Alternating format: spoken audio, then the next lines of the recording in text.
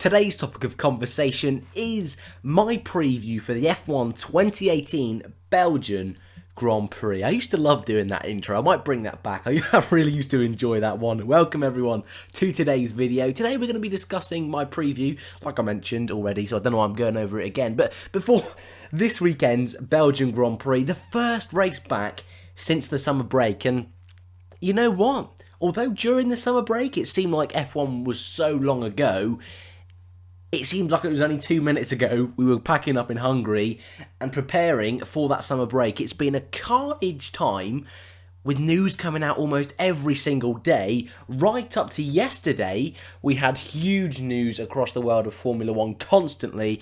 And you know what?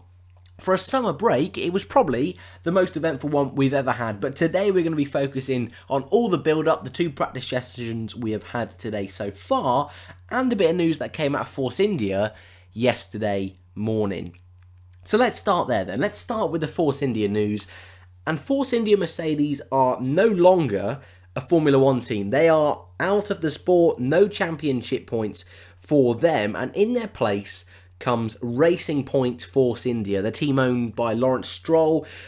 The team under a lot of pressures economically going into the Hungarian Grand Prix, entered administration, needed someone to buy them out if they were going to continue racing. And I'm sure you've all heard this story a million times. Lawrence Stroll came in with the big bucks, with the monies, bought out that team, most likely bought his son a drive, maybe for next time out in Monza.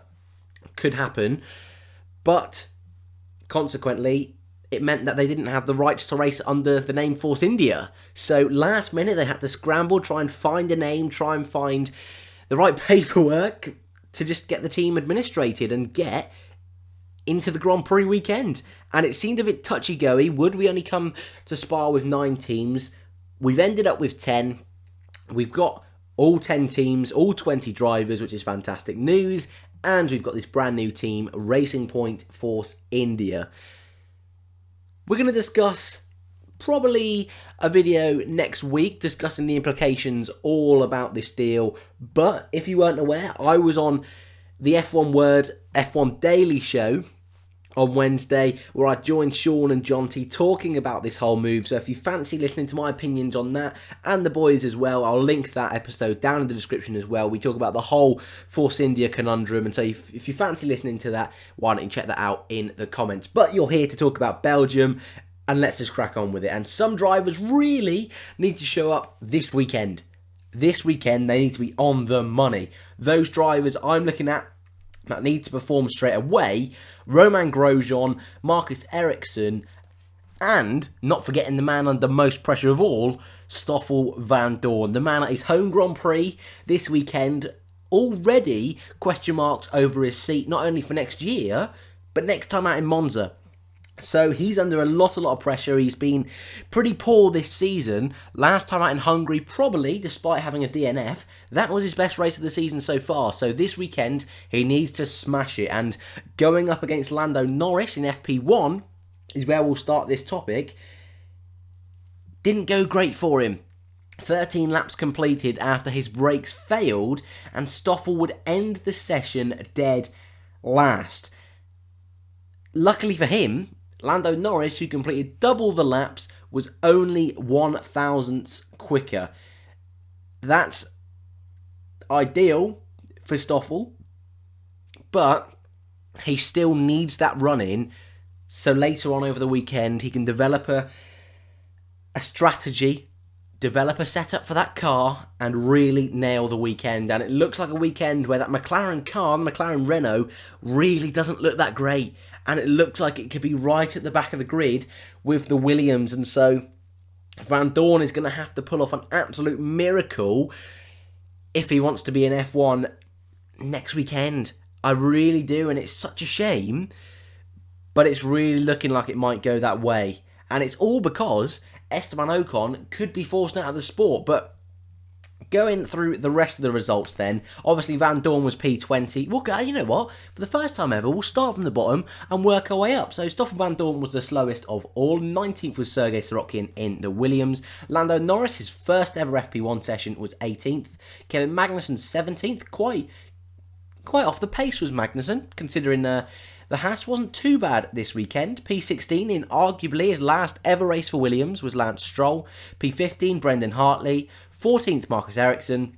13th Charles Leclerc, 12th Romain Grosjean, 11th Pierre Gasly. Now moving on to the top 10. In 10th we had Carlos Sainz for Renault. In 9th we had Sergio Perez with Racing Point Force India's first ever official Formula 1 session. 8th was Nico Hülkenberg for Renault. 7th was Esteban Ocon for Racing Point. 6th was Daniel Ricciardo. 5th was Valtteri Bottas. 4th Kimi Raikkonen. 3rd was Lewis Hamilton. 2nd Max Verstappen. And 1st Sebastian Vettel in the Ferrari. Just want to mention quickly, Valtteri Bottas and Nico Hülkenberg will be starting dead last this weekend due to engine penalties. So, when we get onto our predictions a little bit later on, that's really going to spice it up with Valtteri starting from the back and working his way through. We saw what Hamilton was able to do in Germany. That was only P14, so Valtteri's definitely got a lot more work to do than Hamilton did, but if it's raining, like it could do, Valtteri is definitely in the car to work his way through the field. Moving on to practice 2 then, the man with the most wins on the grid, hunting for his 100th podium in F1 this weekend. The King of Spa, Kimi Raikkonen, topped the time in sheets with a 1:43.3. 2 tenths behind was Lewis Hamilton, Valtteri Bottas in 3rd, Max Verstappen 4th, and Sebastian Vettel, he seemed to struggle in this session quite a bit, with more laps completed than his teammate, was 7 tenths behind Kimi Raikkonen. Daniel Ricciardo, P6, he had issues in practice 1 and practice 2, his car wasn't 100%. P7 for Racing Point was Sergio Perez, P8 Carlos Sainz. Sainz seems to be running quite well this weekend, better than Hülkenberg in the first 2 practice sessions. 9th and 10th for the 2 Saubers, with Ericsson ahead of Leclerc. Those two look like they might be in the run-in to maybe pip a Q3, so that'll be interesting to look out for tomorrow in qualifying. 11th Hülkenberg, 12th Grosjean, 13th was Ocon, 14th Magnussen. Grosjean, another one I mentioned, under pressure, seems to be having the better of Magnussen this weekend, so we'll have to see how that pans out. Gasly, P15, the new Red Bull boy for next year. Alonso in his first session of the weekend was P16. 17th, Brendan Hartley. 18th and 19th for the 2 Williams of Sorokin and Stroll. And dead last again was Stoffel Van Dorn. And that's not looking good, is it? I mean, there's not really much more I can say. He's got to deliver tomorrow. And if he doesn't deliver in qualifying, that really screws over the race. And if he can't do anything in the race, then I imagine Ocon will be making his way over very, very shortly. But that's not the point of today's episode. Today is just to analyse the grid, predict what's going to happen over the weekend. And so, looking at the weather this weekend, something I never really judge in these prediction videos is the weather. And now we've got into the season a bit, now we've had a couple of wet sessions, it's very much apparent that in the wet, the Mercedes is better than the Ferrari. And not only that, Raikkonen seems to be better than Vettel in that Ferrari in the wet. So, I think this weekend is going to be not only a great race, not only a great weekend, but a real spicy one. I really do see it being a real spicy one, mainly because I think the Ferrari will have the pace in the dry. But if we do have a wet to dry qualifying and wet to dry race, changing conditions like in Germany, I'd expect to see that Mercedes working its way through the field. And with Bottas starting at the back, he needs to get a win at some point. I don't think it's going to happen this weekend because of that penalty. I think that's really going to screw him over. But, that being said, this is a great chance for Lewis to extend that lead. Great chance for Raikkonen to perhaps get a win. You know, and the only reason I say Raikkonen seems a bit more comfortable, you look in Germany, when it got into those wet conditions, Raikkonen was consistently putting out better laps than Vettel. Vettel did make that pretty atrocious mistake. In Germany, Raikkonen in Germany, well, in Hungary, I would say Raikkonen again seemed to be better than Vettel in those wet conditions. So it really is a complete open race for those top 4 teams. Red Bull seem, again this weekend, to definitely be that 3rd team, quicker than the rest, but not as quick as the top 2. Although, apart from Azerbaijan, we haven't really had a chance to see a Verstappen-Ricciardo scrap that much. So maybe this weekend, in front of Verstappen's home crowd, we might get to see that. I say home crowd. Verstappen was born in Belgium, but has Dutch nationality, grew up in the Netherlands. But of course, with the Belgium and Holland being situated so close to each other, the majority of fans at that track are Dutch. Let's be quite honest. And the Orange Army will be everywhere this weekend. So fingers crossed for him, he can finish this year. But let's move on to predictions then. We've already just given out a rough sort of prediction for the weekend. And as always, I'd love to know your predictions in the comments below. And I'm also going to predict a driver of the day. I don't usually do that, but I think it might be interesting to see who you think driver of the day will be this weekend. So for qualifying, I usually do a front row. I'm going to go with a Kimi Räikkönen pole position and a Lewis Hamilton second. That's what I'm going to go with. Mainly because I think it'll be wet to dry conditions.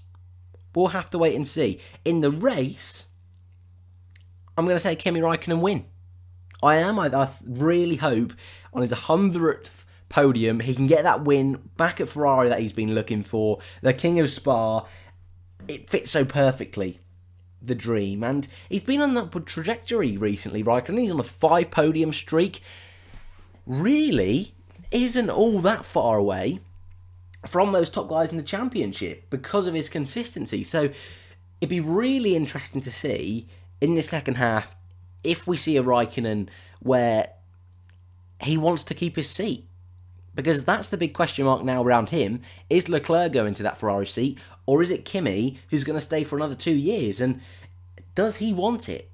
Because if he does, we've seen many a time over the past few years when he needs to get going to keep his contract, he gets going. So, hopefully for him, he can get that win. I'm going to call a Ferrari 1-2. I think that's the sensible way forward, especially in those dry conditions. Ferrari, that car seems to be the superior of the two. And third, I will go Lewis Hamilton. Fourth, I will go with Valtteri Bottas. And fifth, I am going to go with... It'd be great if Racing Point were able to get a 5th place in their first ever race in F1. I know they're Force India, but still, part of me thinks that could be the case. Red Bull might try and go with a bit of an alternate strategy, might not quite work out. So we always love to go a bit out there, don't we? It's been a summer break.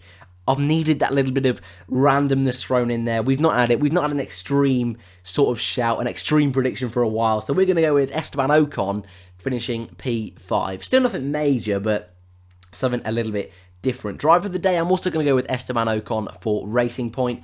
Again, he's under pressure a little bit as well. He might be out of a drive next time in Monza. So it's really interesting seeing what is going on at Formula 1 at the moment. I think this weekend, like I mentioned at the beginning, a lot of drivers need to perform. I think the stakes will be high this weekend, mistakes will be made, and this will be one of the best races of the season. Well, fingers crossed anyway, but that is the end of my preview. As always, I'd love to know who your top 5 are for the race, who you think driver of the day is going to be, and if you fancy listening to the whole Force India conundrum, like I mentioned earlier, in the description is the link to me, Sean, and Jonty on the F1 Word, all discussing the whole situation. It was a fantastic stream to be part of, and hopefully I should be back on there very, very soon. Career Mode and F1 2018 should be out very soon, but also I will mention, this is probably the last ever F1 preview weekends that we do in this sort of format. Fingers crossed, next time out, by the time we get to Monza, I should have a whole new graphics package ready for this channel. So every video will probably look a bit different, hoping will be that little bit higher quality. So that's the goal there. Hopefully you have enjoyed as always. Like, subscribe, and I'll see you in the next one.